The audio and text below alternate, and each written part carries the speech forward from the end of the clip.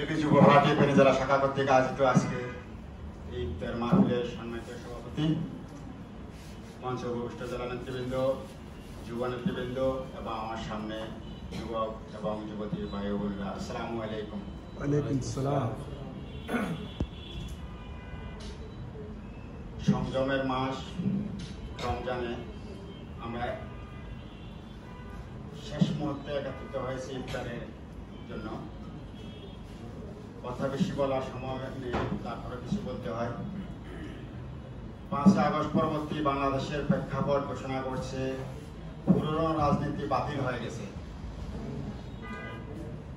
নতুন রাজনীতির বন্দোবস্ত এই মুহূর্তে এই মাটিতে খুবই প্রয়োজন।